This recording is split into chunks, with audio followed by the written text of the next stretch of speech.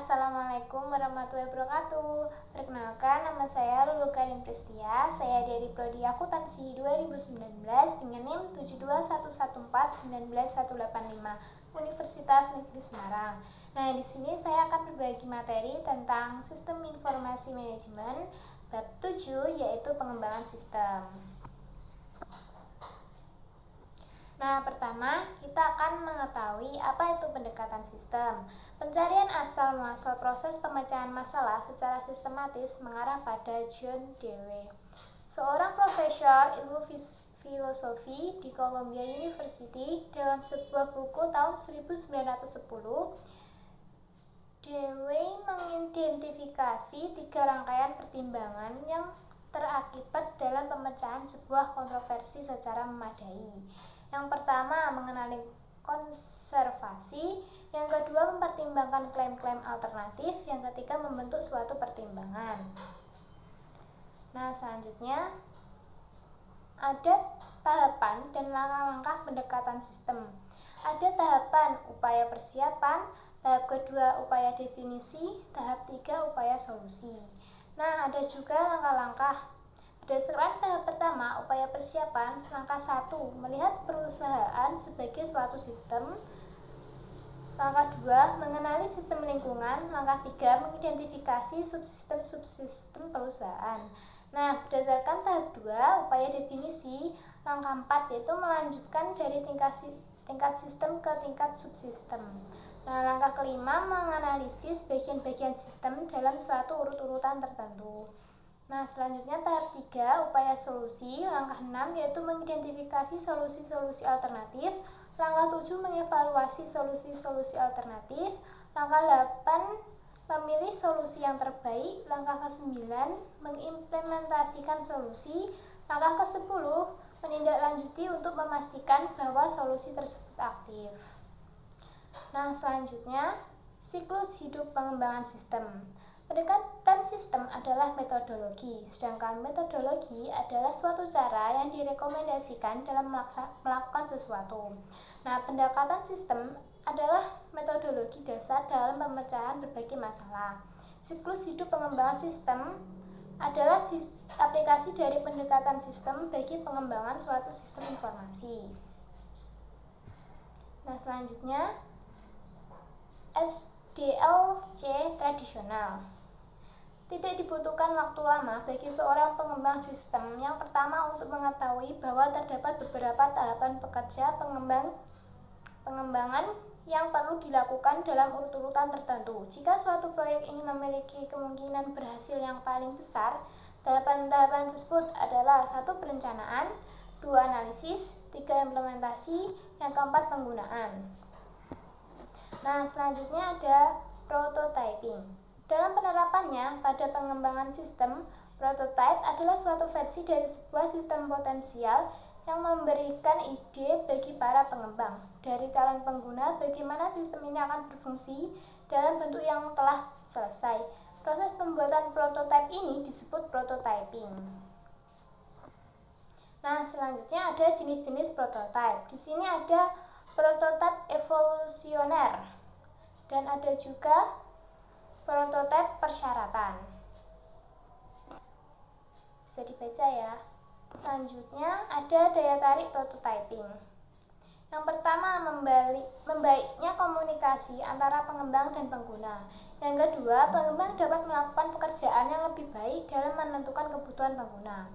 Yang ketiga, pengguna memainkan peranan yang lebih aktif dalam pengembangan sistem. Yang keempat, pengembang dan pengguna menghabiskan waktu dan usaha yang lebih sedikit dalam mengembangkan sistem. Yang kelima, implementasi menjadi jauh lebih mudah karena pengguna tahu apa yang diharapkan. Selanjutnya ada potensi kesulitan dari prototyping. Prototyping bukannya tidak memiliki potensi kesulitan tersebut. Antara lain, 1. Terburu-buru dalam menyerahkan prototipe dapat menyebabkan diambilnya jalan pintas dalam definisi masalah, evaluasi alternatif, dan dokumentasi. Yang kedua, ada pengguna dapat terlalu gembira dengan prototipe yang diberikan, yang mengarah pada ekspektasi yang tidak realistis sehubungan dengan sistem produksi nantinya. Yang ketiga, prototipe evolusioner bisa jadi tidak terlalu efisien. Nah, selanjutnya pengembangan aplikasi cepat. Di sini ada unsur-unsur RAD, ada manajemen, ada orang, ada metodologi, dan ada alat. Selanjutnya, pengembangan berfase. Ada tahap-tahap pengembangan berfase. Yang pertama ada investasi awal, analisis, desain, konstruksi awal, konstruksi akhir, dan pengujian dan pemasangan sistem. Selanjutnya, fase-fase modul. Fase-fase modul terintegrasi dalam pengembangan sistem. Jika prototyping paling sesuai digunakan untuk sistem kecil, metodologi RAD paling sesuai digunakan untuk sistem besar, maka pengembangan berfase dapat digunakan untuk pengembangan segala jenis ukuran sistem. Nah, kuncinya adalah bagaimana sistem bagi menjadi modul-modul yang masing-masing akan dianalisis, dirancang, dan akan dibuat terpisah. Selanjutnya ada desain ulang proses bisnis. Ada inisiasi strategis proyek-proyek BPR. Memiliki potensi mengaruh dramatis pada perusahaan dan operasinya hingga proyek-proyek seperti ini biasanya dijatuhkan di tingkat manajemen strategis. Nah, yang selanjutnya ada rekayasa terbalik adalah proses menganalisis sistem yang sudah ada untuk mengidentifikasi unsur-unsur dan saling keterhubungan dengan antara unsur-unsur tersebut, sekaligus untuk membuat dokumentasi pada tingkat abstraksi yang lebih tinggi pada yang telah ada saat ini. Nah, rekayasa terbalik tidak akan mengubah fungsionalitas dari sebuah sistem-sistem pekerjaan yang dilakukannya, dan tujuan sebenarnya adalah untuk dapat memahami sebuah sistem agar dapat melakukan perubahan dengan cara lain seperti rekayasa ulang. Nah, selanjutnya masih di desain ulang proses bisnis. Rekayasa ulang. Rekayasa ulang adalah merancang ulang sebuah sistem seluruhnya dengan tujuan mengubah fungsionalitasnya. Nah, selanjutnya ada kepemilihan komponen-komponen BPR. Komponen-komponen BPR dapat diterapkan secara terpisah maupun tergabung, tergantung pada tingkat-tingkat kemungkinan yang dicari. Nah, mutu fungsionalitas adalah ukuran dari apa yang dikerjakan sistem, sedangkan mutu teknis adalah ukuran dari seberapa baik sistem tersebut melaksanakannya. Nah, selanjutnya ada menempatkan SDLC tradisional, prototyping, RAD pengembangan berfase, dan BPR dalam perspektif. Nah, kini perusahaan-perusahaan sedang memperbarui sebagian besar sistemnya yang sebelumnya diimplementasikan dengan menggunakan teknologi komputer. Yang sudah usang sebelumnya diimplementasi dengan menggunakan teknologi komputer. Yang sudah usang jika dilihat penerus standar saat ini. Karena hukum Moore, teknologi informasi dapat usang dengan cepat. Istilah BPR digunakan untuk mendekatkan memanfaatkan penggunaan teknologi ini sepenuhnya. Prototyping, RAD, dan pengembangan berfase dapat digunakan dalam suatu proyek BPR untuk memenuhi kebutuhan pengguna dengan cara terbuka. Nah, selanjutnya ada alat-alat pengembangan sistem. Ada pendekatan sistem berbagi siklus hidup. Pengembangan sistem adalah metodologi cara-cara direkomendasikan dalam pemecahan masalah-masalah sistem. Metodologi ini memandu para pengembang sistem ketika mereka membuat sistem. Nah, ada pendekatannya dipicu oleh data dan dipicu oleh proses. Selanjutnya ada permodelan proses. Permodelan proses pertama kali dilakukan dengan diagram alur atau flowchart. Namun popularitasnya berumur pendek. Tahun 1980-an, saat diagram arus dengan data 4 simbol muncul dan menjadikan minat akan penerapannya muncul seketika pula. Nah, selanjutnya ada diagram arus data. Diagram arus data adalah penyajian grafis dari sebuah sistem yang mempergunakan 4 bentuk simbol untuk mengilustrasikan bagaimana data mengalir melalui proses-proses yang saling terhubung. Simbol tersebut mencerminkan unsur-unsur lingkungan, proses, arus data, dan penyimpanan data. Nah, selanjutnya ada kasus penggunaan. Adalah uraian negatif dalam bentuk kerangka dari dialog yang telah terjadi antara sistem primer dengan sistem sekunder. Orang yang berinteraksi dengan komputer. Dialog biasanya terdiri dari tindakan-tindakan yang diambil oleh para partisipan, seperti yang dilakukan seorang operator entry data dan sistem komputer ada dua format kasus pengguna, yaitu yang pertama berbentuk naratif kontinu dengan nomor yang berurutan untuk masing-masing tindakan. Yang kedua, format pingpong. Selanjutnya ada manajemen proyek.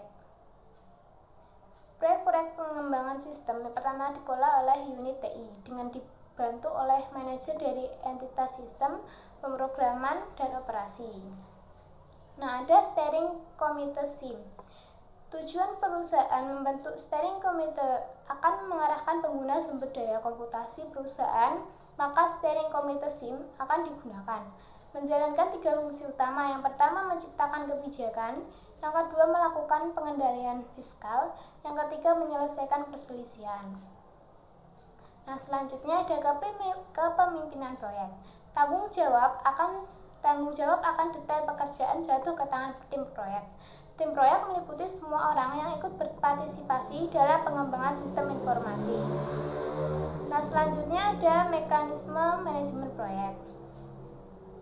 Dasar manajemen proyek adalah rencana proyek yang dibuat selama tahap investigasi awal, ketika metodologi pengembangan berfase diikuti. Setelah tujuan-tujuan proyek, kendala ruang lingkupnya telah selesai didefinisikan, akan mengidentifikasi pekerjaan yang harus dilaksanakan. Nah, selanjutnya yaitu manajemen proyek berbasis perantai lunak seperti Microsoft Project. Dukungan juga dapat diperoleh dari internet. Sebagai contoh, Logic Software, sebuah perusahaan di Toronto, menawarkan sebuah sistem manajemen proyek yang disebut dengan Easy Project Net. Perusahaan menawarkan kursus manajemen proyek secara online sebagai bantuan bagi perusahaan untuk meningkatkan pengetahuan manajemen proyek para karyawannya. Nah, selanjutnya yaitu mengestimasi biaya proyek. Banyak metode yang dapat digunakan untuk mengestimasi biaya proyek. Metode ini kurang lebih mengandalkan pada tiga komponen. Yang pertama, informasi mengenai sistem tertentu yang sedang dibuat dan orang yang akan melakukan pengembang. Yang kedua, pengembangan historis. Yang ketiga, pengetahuan mengenal proses pengembangan perantai lunak dan alat-alat dan teknik serta output. Selanjutnya ada input pengestimasian biaya. Kebutuhan sumber daya mencantumkan sumber daya tertentu yang akan dibutuhkan dan beberapa jumlahnya. Tarif sumber daya adalah biaya per unit untuk setiap jenis sumber daya. Estimasi durasi aktivitas menyebutkan periode pekerjaan yang dibutuhkan untuk menyelesaikan aktivitas. Nah, informasi historis terdiri atas file-file data proyek masa lalu, berbasis data pengestimasian biaya komersial dari pengetahuan tim proyek. Nah, ada alat-alat dan teknik estimasi biaya. Estimasi analogis menggunakan biaya aktual. Proyek-proyek serupa telah dilakukan di masa lalu sebagai dasar untuk memproyeksikan biaya dari proyek yang sedang dipertimbangkan. Nah, alat-alat komputasi dapat digunakan secara terpisah atau untuk menyederhanakan alat-alat yang baru saja diuraikan.